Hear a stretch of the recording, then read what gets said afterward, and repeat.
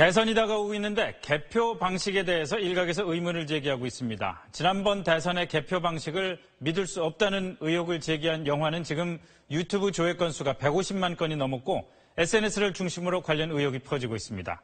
저희 사실은 팀 정연 기자와 함께 이런 의혹이 근거가 있는 건지 한번 따져보겠습니다. 자, 정 기자, 우선 지금 개표 방식에 문제가 있다고 의혹을 제기하는 쪽의 논리는 뭡니까?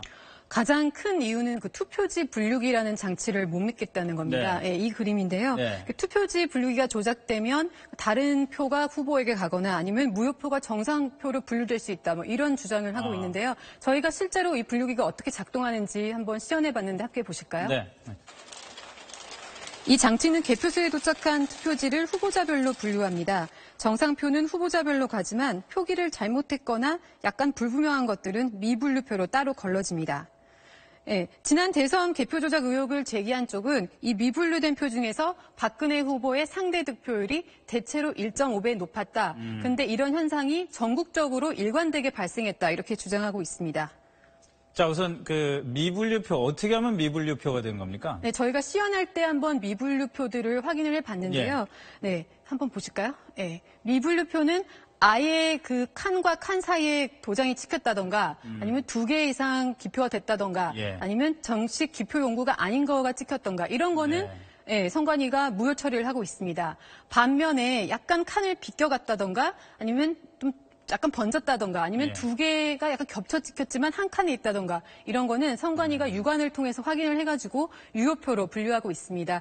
이런 경우 이외에도 여러 가지 경우에 그런 기준이 있는데요. 이것도 선관위가 가이드라인이 있어서 그것에 따라 그것에 따라 분류를 하고 있습니다. 자, 그럼에도 불구하고 특정 후보의 미분류표가 전국에서 일관되게 나왔다. 그게 1.5배로 일관되게 나왔다. 이렇다면 뭔가 좀 의심할 수도 있는 게 있는 거 아닌가요? 그런데 선관위는 그 1.5배가 무슨 특별한 숫자가 아니다, 조작된 숫자가 아니라고 해명을 했습니다. 네, 그 박근혜 후보가 60대 이상의 압도적인 지지를 받아서 받았는데 이 연령대가 그 투표지에 기표를 정확하게 할 확률이 다른 연령대에 비해 떨어진다. 그래서 이런 표들이 미분류표로 많이 빠졌다 이렇게 얘기를 했는데요. 의심이 정되면 공개 검증을 할 수도 있다는 그런 입장인데 한번 직원 얘기 들어보시죠. 네. 이번 선거가 끝나고 투표지 원본을 보관하고 있으니까 확인을 해보면 쉽게 알 수 있을 것입니다.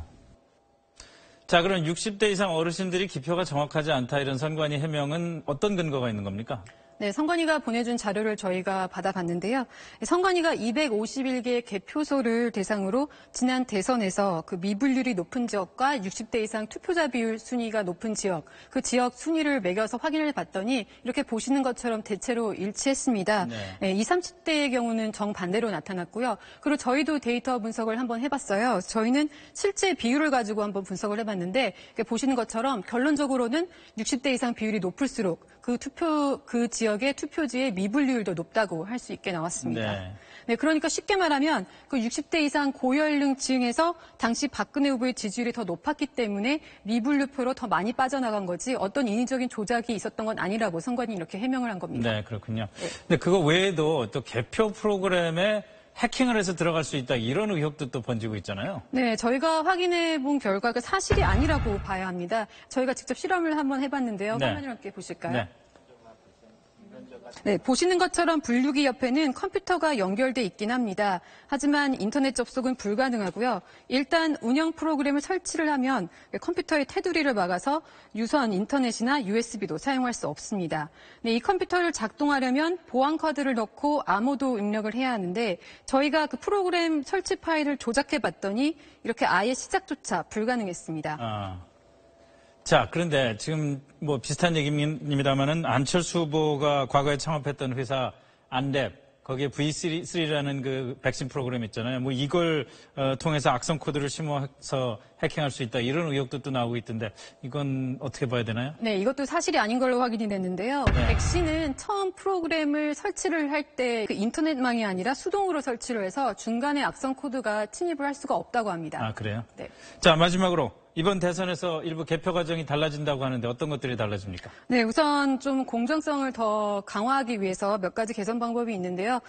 그 분류가 끝난 표를 세는 그 개수기의 속도가 기존에는 1분당 300장이었는데 그걸 150장으로 이렇게 했고요. 그러니까 그 담당자들이 좀 더 육안으로 좀 그 표를 쉽게 볼 수 있는 그런 방안으로 이렇게 마련이 됐고요. 또 투표규별로 그 개표 결과를 인터넷에 실시간 공개하기로 했습니다. 네, 좀 더 신뢰도를 높이겠다는 그런 시도 모양이네요. 네. 잘 들었습니다. 감사합니다.